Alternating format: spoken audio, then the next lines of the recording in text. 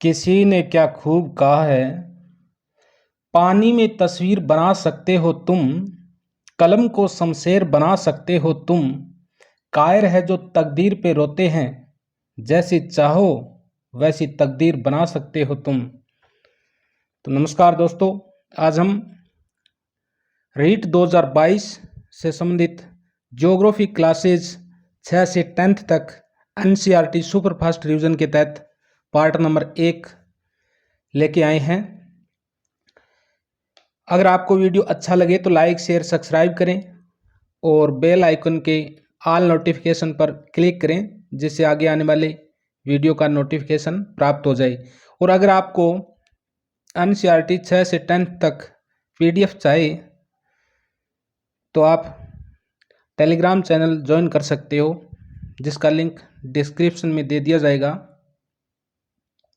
चलो स्टार्ट करते हैं। सौरमंडल में पृथ्वी, कक्षा 6 का प्रथम पाठ है ये। सौरमंडल में पृथ्वी पूर्ण चंद्रमा वाली रात कहलाती है। तो पूर्ण चंद्रमा की रात क्या कहलाती है? पूर्णिमा कहलाती है। पूर्ण चंद्रमा नहीं दिखाने वाली रात कहलाती है। जिस रात को पूर्ण चंद्रमा नहीं दिखाई देता है उस रात को क्या कहते हैं? अमावस्या। सूर्य, चंद्रमा तथा रात में आसमान में चमकने वाली वस्तुएं क्या कहलाती है? खगोलीय पिंड कहलाती हैं।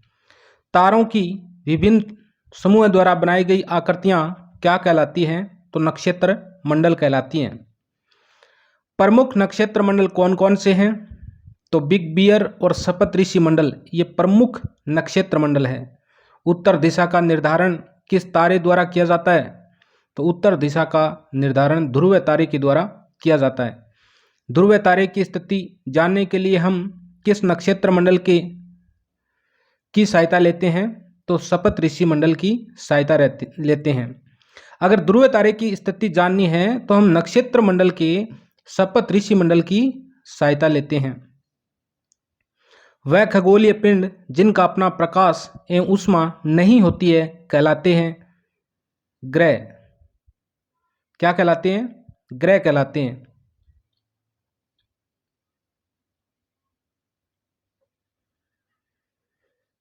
किन ग्रहों के चारों ओर छल्ले बने हुए हैं? तो किन ग्रहों के चारों ओर छल्ले बने हुए हैं? तो बृहस्पति, शनि तथा यूरेनस के चारों ओर छल्ले बने हुए हैं। पौराणिक रोमन कहानियों में सूर्य देव को क्या कहा जाता था? तो पौराणिक रोमन कहानियों में सूर्य देवता को सोल कहा जाता था। ब्रह्मांड के लिए प्रकाश का एकमात्र स्रोत क्या है? सूर्य। सूर्य पृथ्वी से कितना किलोमीटर की दूरी पर स्थित है? 15 करोड़ किलोमीटर दूरी पर स्थित है। सौरमंडल में कितने ग्रह? 8 ग्रह। बुध, शुक्र, पृथ्वी, मंगल, बृहस्पति, शनि, यूरेनस और नेपच्यून। ग्रह जिस निश्चित पथ पर चक्कर लगाते हैं उसे क्या कहते हैं? तो उसे कक्षा कहते हैं। कक्षा। सूर्य के सबसे नजदीकी ग्रह कौन सा है? तो बुध है। बुध को सूर्य के चारों ओर चक्कर लगाने में कितना समय लगता है? 88 दिन। किस ग्रह को पृथ्वी का जुड़वां ग्रह कहा जाता है? तो शुक्र को। प्लूटो जिसे ग्रह माना जाता था कब ग्रह की श्रेणी से हटा दिया गया? तो अगस्त 2006 में। वर्तमान में प्लूटो को क्या कहा जाता है? बोना ग्रह। प्रकाश की गति क्या होती है? तो प्रकाश की गति 3 लाख किलोमीटर प्रति सेकंड होती है। प्रकाश को पृथ्वी तक पहुंचने में कितना समय लगता है? 8 मिनट। चंद्रमा की सतह पर कदम रखने वाले प्रथम व्यक्ति कौन थे? तो नील आर्मस्ट्रॉन्ग 20 जुलाई 1969 पे चंद्रमा की सतह पे कदम रखा था नील आर्मस्ट्रॉन्ग ने। पृथ्वी के आकार को क्या कहा जाता है? भू-आब। पृथ्वी के आकार को क्या कहा जाता है? तो भू-आब कहा जाता है। भू-आब का क्या अर्थ है? पृथ्वी के समान आकार। पृथ्वी का उपग्रह कौन सा है? चंद्रमा। पृथ्वी से चंद्रमा का व्यास कितना है? 1/4। पृथ्वी से चंद्रमा का व्यास कितना है? तो 1/4 है। और पृथ्वी का एकमात्र उपग्रह है वो कौन सा है? चंद्रमा है। पृथ्वी से चंद्रमा की दूरी कितनी है? 3,84,400 किलोमीटर। चंद्रमा पृथ्वी का एक चक्कर कितने दिन में पूरा करता है? 27 दिन में। क्षुद्र ग्रह किन दो ग्रहों के बीच की कक्षाओं में पाए जाते हैं? बृहस्पति और मंगल ग्रह के बीच। सूर्य के चारों ओर चक्कर लगाने वाले पत्थर के छोटे छोटे टुकड़ों को क्या कहा जाता है? उल्का पिंड। रात्रि में आकाश में दिखाई देने वाली चौड़ी सफेद पट्टी क्या कहलाती है? आकाश गंगा। चैप्टर नंबर 2, ग्लोब, अक्षांश एवं देशांतर। ग्लोब पर स्थित वे दो बिंदु जिन पर पृथ्वी झुकी हुई होती है क्या कहलाते हैं? अक्ष। पृथ्वी किस दिशा में अपनी धुरी पर घूमती है? पश्चिम से पूर्व की ओर घूमती है। तो पृथ्वी है वो पश्चिम से पूर्व की ओर घूमती है। वह काल्पनिक रेखा जो ग्लोब को दो बराबर भागों में बांटती है क्या कहलाती है? विषुवत रेखा। पृथ्वी के उत्तर में स्थित भाग को क्या कहा जाता है? उत्तरी गोलार्ध। पृथ्वी के दक्षिण में स्थित भाग को क्या कहा जाता है? दक्षिणी गोलार्ध। विषुवत रेखा के समांतर रेखा को क्या कहा जाता है? अक्षांश रेखाएं। अक्षांशों को मापा जाता है अंश में। तो अक्षांशों को किस में मापा जाता है? तो अक्षांशों को अंश में मापा जाता है। ये जैसे गोलार्ध है, ये भूमध्य रेखा हो गई, ये ऊपर का उत्तरी गोलार्ध है, नीचे का दक्षिणी गोलार्ध है। और इस विषुवत रेखा के समांतर जो रेखाएं खींची जाती हैं उन्हें अक्षांश रेखाएं कहते हैं।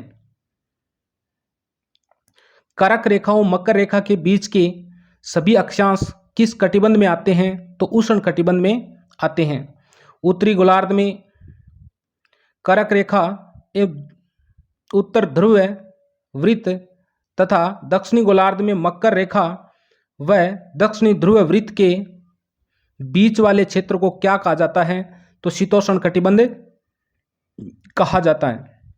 उत्तरी गोलार्ध में उत्तरी ध्रुव वृत्त एवं उत्तरी ध्रुव तथा दक्षिणी गोलार्ध में दक्षिणी ध्रुव वृत्त तथा दक्षिणी ध्रुव के बीच के क्षेत्र को क्या कहा जाता है? तो शीत कटिबंध कहा जाता है। तो क्या कहा जाता है? शीत कटिबंध कहा जाता है। जैसे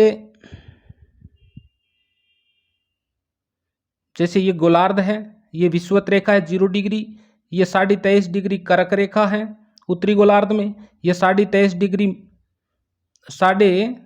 डिग्री करक रेखा उत्तरी गोलार्ध में, 23.5 डिग्री मकर रेखा दक्षिणी गोलार्ध में, और ये 66 डिग्री है दक्षिणी गोलार्ध में, ये उत्तरी गोलार्ध में 66 डिग्री, और यहाँ पर उत्तरी ध्रुव है, यहाँ पे दक्षिणी ध्रुव है।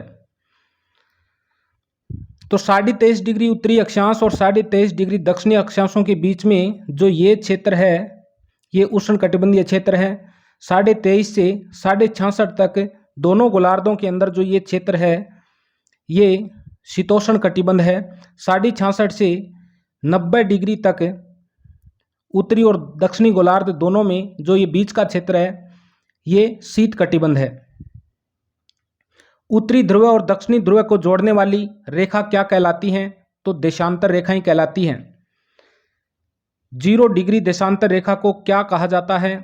प्रमुख यामोत्तर रेखा कहा जाता है। प्रमुख यामोत्तर रेखा कहाँ से गुजरती है? लंदन के ग्रीनविच राजकीय वेधशाला से। प्रमुख यामोत्तर रेखा पृथ्वी को किन दो समान भागों में विभाजित करती है?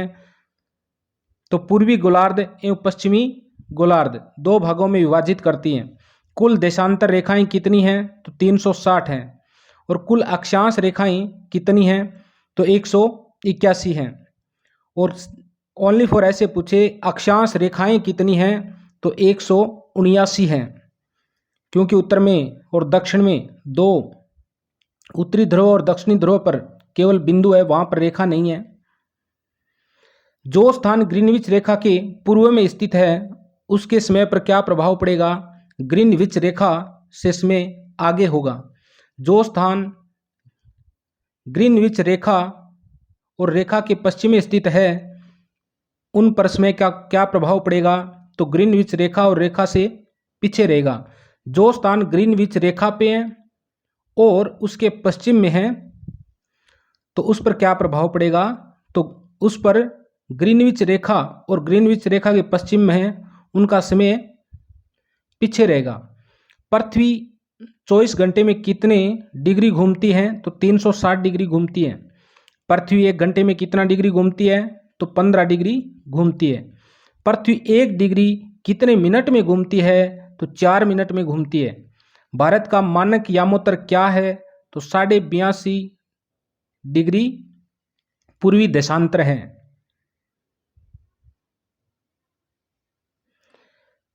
लेसन नंबर 3, पृथ्वी की गतियां। पृथ्वी की गति कितने प्रकार की होती हैं? तो पृथ्वी की गति 2 प्रकार की होती हैं, घूर्णन एवं परिक्रमण। पृथ्वी अपने अक्ष पर घूमती है उसे कहते हैं घूर्णन। पृथ्वी सूर्य के चारों ओर एक निश्चित कक्ष में चक्कर लगाती है उसे कहते हैं परिक्रमण। पृथ्वी अपने अक्ष पर कितना डिग्री झुकी हुई है? तो 66.5 डिग्री। वह समतल जो कक्ष के द्वारा बनाया जाता है कहलाता है कक्षीय समतल।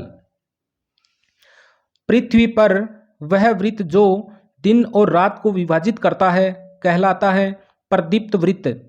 किस विद्वान ने बताया कि पृथ्वी गोल है और अपने अक्ष पर घूमती है? तो खगोल शास्त्री आर्यभट्ट ने सर्वप्रथम बताया था कि पृथ्वी गोल है और अपने अक्ष पर घूमती है। पृथ्वी को सूर्य के चारों ओर एक परिक्रमण करने में कितना समय लगता है? तो 365 दिन 6 घंटे लगते हैं।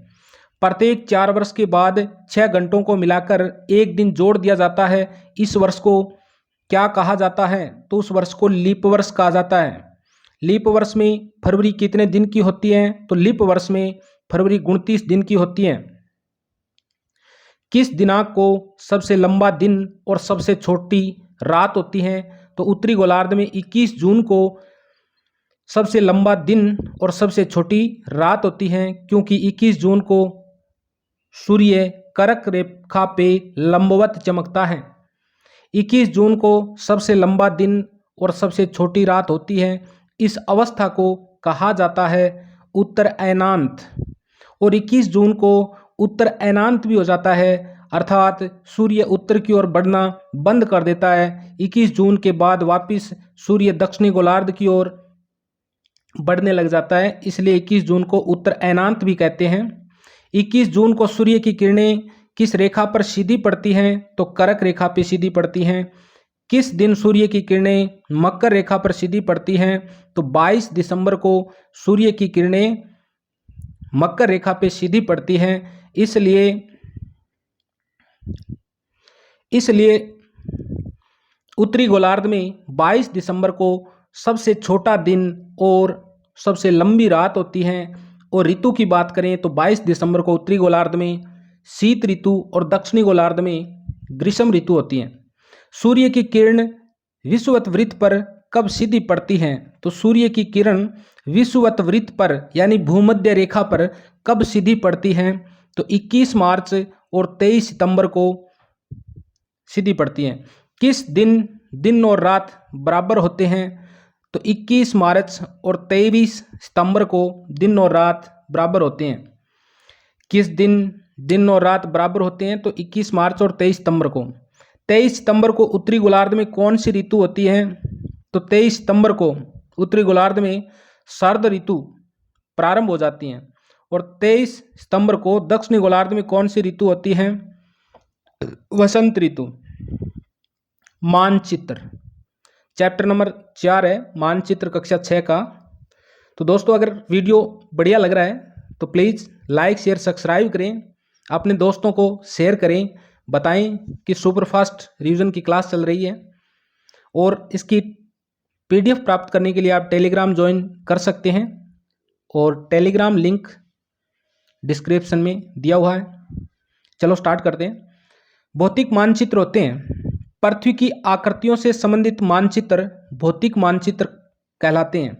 राजनीतिक मानचित्र राज्य और नगरों, शहरों, गांवों को दर्शाने वाले मानचित्र क्या कहलाते हैं? वो राजनीतिक मानचित्र कहलाते हैं। थीमेटिक मानचित्र विशेष जानकारी प्रदान करने वाले मानचित्रों को थीमेटिक मानचित्र कहते हैं। मानचित्र के कितने घटक होते हैं? तो मानचित्र के 3 घटक होते हैं। एक दूरी होती है, एक दिशा और एक प्रतीक। दूरी, दिशा और प्रतीक। मानचित्र में दर्शाए जाने वाली चार प्रमुख दिशाएं क्या कहलाती हैं? प्रधान दिग्बिंदु कहलाती हैं। मानचित्र में दिखाए जाने वाले प्रतीकों को क्या कहा जाता है? तो रूढ़ प्रतीक कहा जाता है। मानचित्र में नीले रंग का प्रयोग किसे दर्शाने के लिए किया जाता है? तो जलाशयों को दर्शाने के लिए। भूरा रंग किसे दर्शाने के लिए प्रयोग किया जाता है? तो पर्वतों को। पीला और हरा रंग किसे दर्शाने के लिए प्रयुक्त किया जाता है मानचित्र में? पठार और मैदान को। कच्चा चित्र जो बिना किसी पर मारने की सहायता से मापन की सहायता से खींचा जाता है, पैमाने की सहायता से खींचा जाता है, तो क्या कहलाता है? वो रेखा मानचित्र कहलाता है। एक छोटे क्षेत्र का बड़े पैमाने पर खींचा गया रेखा चित्र कहलाता है खाका। तो खाका क्या है? एक छोटे क्षेत्र का बड़े पैमाने पर खींचा गया रेखा चित्र क्या कहलाता है? तो खाका कहलाता है। पृथ्वी के प्रमुख परिमंडल। पृथ्वी के ठोस भाग को क्या कहा जाता है? तो भूमंडल कहा जाता है। गैस की परत जो पृथ्वी को चारों ओर से घेरती है क्या कहलाती है? वायुमंडल। पृथ्वी का वह भाग जिसमें जल पाया जाता है कहलाता है जलमंडल। विश्व का सबसे ऊंचा शिखर माउंट एवरेस्ट समुद्र तल से कितना ऊंचा है? 8,848 मीटर ऊंचा है। और माउंट एवरेस्ट को नेपाली भाषा में क्या कहते हैं? तो क्या कहते हैं? सागरमाथा कहते हैं। तो आप कमेंट में बताओ चीनी भाषा में माउंट एवरेस्ट को क्या कहा जाता है? कमेंट में बताओ। विश्व का सबसे गहरा भाग प्रशांत महासागर का मेरियाना ग्रत समुद्र तल से कितना गहरा है? 11,022 मीटर गहरा है। भारत के प्रथम व्यक्ति जो माउंट एवरेस्ट पर चढ़े तो तेजनिंग नोरंगे 29 मई 1953 को। जापान की जुको ताबेई विश्व की पहली महिला थी जिसने 16 मई 1975 को एवरेस्ट पर कदम रखा, एवरेस्ट को फतेह किया था। बछेंद्री पाल भारत की पहली महिला जिसने 23 मई 1984 को माउंट एवरेस्ट को फतेह किया या एवरेस्ट पर अपना कदम रखा। पृथ्वी पर कितने महाद्वीप हैं? तो पृथ्वी पर 7 महाद्वीप हैं। एशिया, यूरोप, अफ्रीका, उत्तरी अमेरिका, दक्षिणी अमेरिका, ऑस्ट्रेलिया, अंटार्कटिका। विश्व का सबसे बड़ा महाद्वीप एशिया है। तो विश्व का सबसे बड़ा महाद्वीप कौन सा है? 1 नंबर पे एशिया आता है, 2 नंबर पे अफ्रीका आता है, 3 नंबर पे उत्तरी अमेरिका आता है क्षेत्रफल में, और क्षेत्रफल में 4 नंबर पे दक्षिणी अमेरिका आता है, 5 नंबर पे अंटार्कटिका आता है, 6 नंबर पे यूरोप आता है, और 7वें नंबर पे कौन सा आता है? ऑस्ट्रेलिया, जो सबसे छोटा महाद्वीप है, और एशिया सबसे बड़ा महाद्वीप है। एशिया का क्षेत्रफल कुल पृथ्वी के क्षेत्रफल का कितना है? तो 1/3 है। एशिया महाद्वीप कौन से गोलार्ध में स्थित है? तो एशिया महाद्वीप पूर्वी गोलार्ध में स्थित है। और वैसे देखें तो एशिया महाद्वीप उत्तरी गोलार्ध में, और उत्तरी गोलार्ध के बाद में इसके 2 और टुकड़े करें तो ये पूर्वी गोलार्ध हो गया और ये पश्चिमी गोलार्ध। तो एशिया महाद्वीप यहाँ पे हैं पूर्वी गोलार्ध में। कौन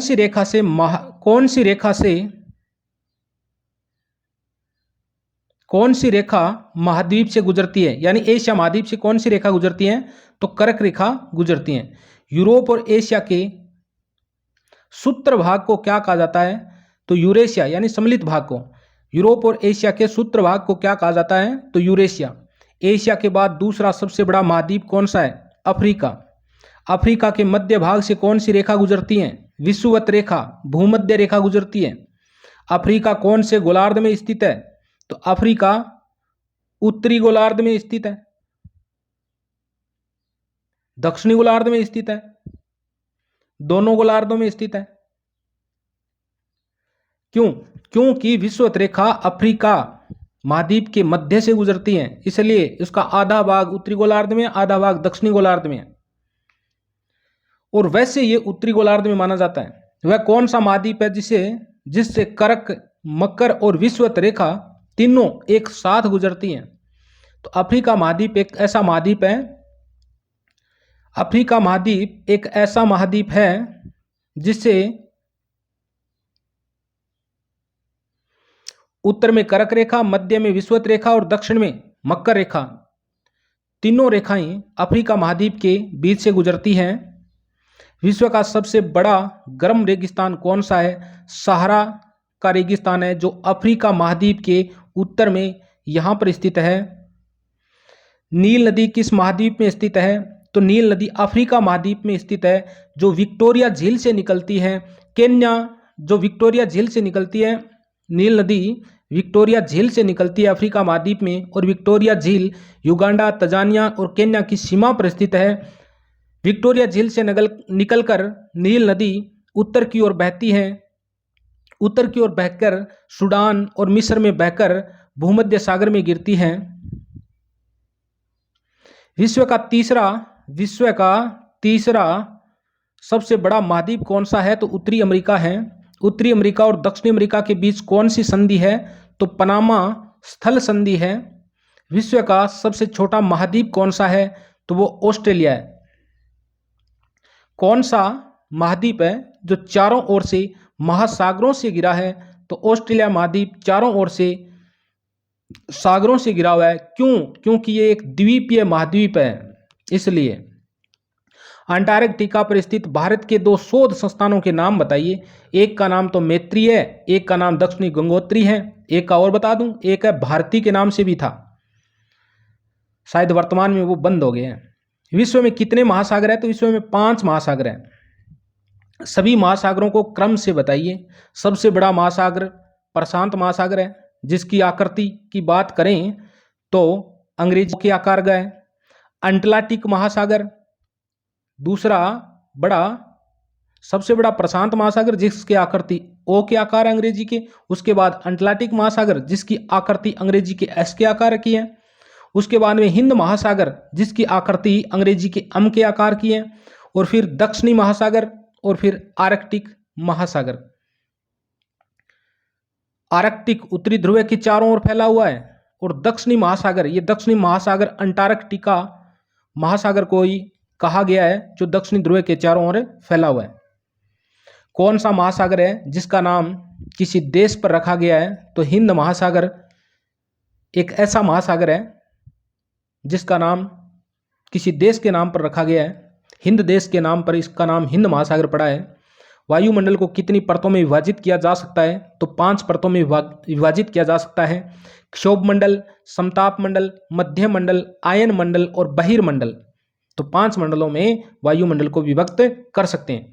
वायुमंडल कितना किलोमीटर की ऊंचाई तक फैला हुआ है? तो वायुमंडल 1600 किलोमीटर की ऊंचाई तक फैला हुआ है।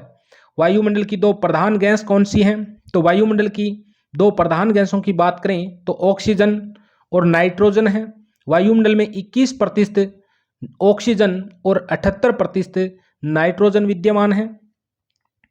वायुमंडल में जैसे जैसे हम ऊपर जाएंगे, घनत्व में क्या परिवर्तन होगा? घनत्व कम होगा।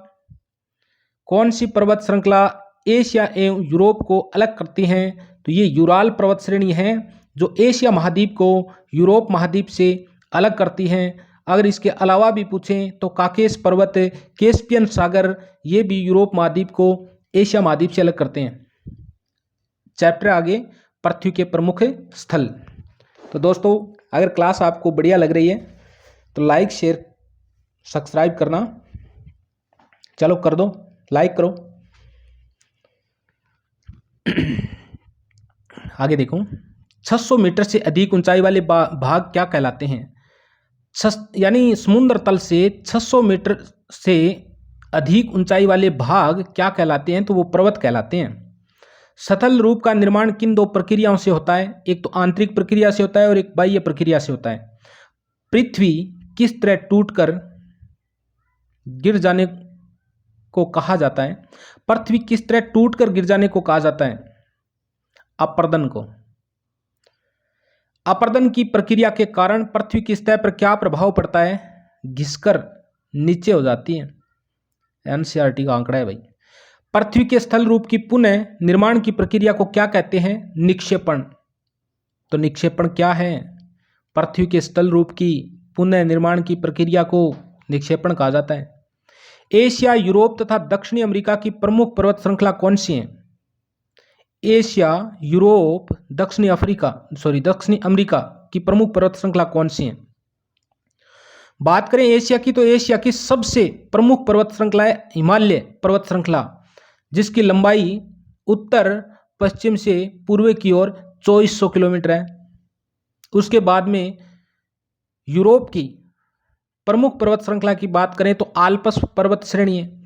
उसके बाद में दक्षिणी अमेरिका की प्रमुख पर्वत श्रेणी की बात करें तो एंडीज पर्वत श्रेणी है, जो विश्व की सबसे लंबी पर्वत श्रेणी है, एंडीज पर्वत श्रेणी। विश्व की सबसे ऊंची पर्वत श्रेणी की बात करें तो हिमालय पर्वत श्रेणी ऊंचाई में सबसे ऊंची है, और लंबाई में बात करें सबसे लंबी पर्वत श्रेणी की तो एंडीज पर्वत श्रेणी सबसे लंबी है, जो दक्षिणी अमेरिका में पाई जाती है। भाई पर्वत कितने प्रकार के होते हैं? तो पर्वत कई प्रकार का है। वलित पर्वत, और वलित पर्वत का सुंदरतम उदाहरण है अरावली पर्वतमाला, बृहस्पति पर्वत और ज्वालामुखी पर्वत। भारत में स्थित विश्व की सबसे प्राचीन वलित पर्वत श्रृंखला कौन सी है? अरावली। ये देखो आ गया।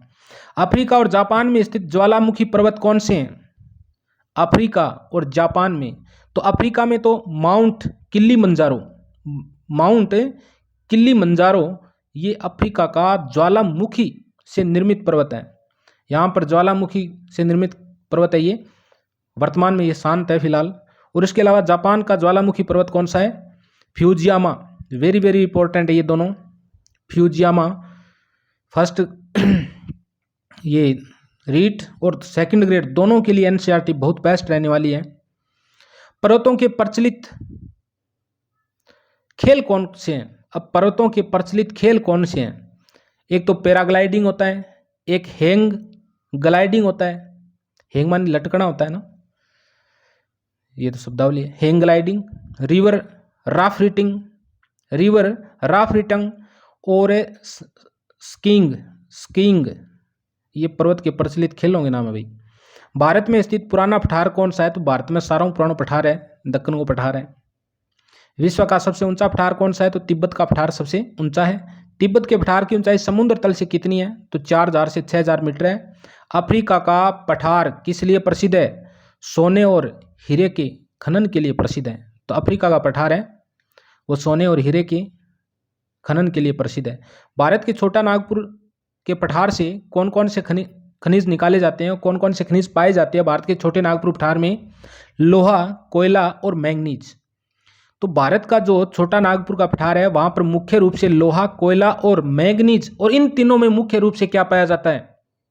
कोयला पाया जाता है। छोटा नागपुर का पठार है उसे भारत का रूर कहा जाता है। और रूर इसलिए कहा जाता है कि रूर जर्मनी का मुख्य कोयला उत्पादक क्षेत्र है, इसलिए छोटे नागपुर के पठार को भारत का रूर कहा जाता है। छोटा नागपुर पठार पर कौन सा जलप्रपात है? स्वर्णरेखा नदी पर स्थित हुंडरू जलप्रपात है। तो छोटे नागपुर पठार पर स्वर्णरेखा नदी पर हुंडरू जलप्रपात है। जोग जलप्रपात कहाँ स्थित है? तो जोग जलप्रपात कर्नाटक में। जोग जलप्रपात इसे जोग गरसोपा महात्मा गांधी यानी गांधी जलप्रपात है। जोग जलप्रपात गरसोपा जलप्रपात आदि नामों से जाना जाता है, जो शरावती नदी पर है कर्नाटक में। कौन सी नदी पे? शरावती नदी पर। समुद्र तल से 200 मीटर तक की ऊंचाई वाले स्थान क्या कहलाते हैं? तो मैदान कहलाते हैं। यांग तसे नदी कहाँ बहती है? तो यांग तसे चीनी शब्द है, चीन में बहती है। हमारा देश भारत स्थल का वह भाग जो 3 तरफ से जल से घिरा होता है कहलाता है प्रायद्वीप, और स्थल का वह भाग जो चारों तरफ से पानी से घिरा हुआ होता है तो क्या कहलाता है? उसे कमेंट में बताओ। भारत के उत्तर में कौन सा पर्वत है? तो हिमालय पर्वत है। भारत के पश्चिम में कौन सा सागर है? तो भारत के पश्चिम में अरब सागर है। भारत के पूर्व में क्या है? बंगाल की खाड़ी है। भारत के दक्षिण में कौन सा सागर है? तो भारत के दक्षिण में हिंद महासागर है। भारत का क्षेत्रफल 32.8 लाख वर्ग किलोमीटर है। भारत का लद्दाख से कन्याकुमारी तक विस्तार है 3200 किलोमीटर है। उत्तर से दक्षिण कितना है विस्तार है? 3200 किलोमीटर। अरुणाचल प्रदेश से लेकर कच्छ तक भारत का विस्तार है तो 2900 किलोमीटर। अमेरिका में कितनी मानक समय रेखाएं हैं यानी समय जोन कितने हैं तो 7 हैं। कनाडा में कितनी मानक समय जोन है तो 6 है। भारत कौन से गोलार्ध में स्थित है तो उत्तरी गोलार्ध में, और वैसे उत्तर पूर्वी गोलार्ध में है। कौन सी रेखा भारत के मध्य से होकर गुजरती है तो कर्क रेखा।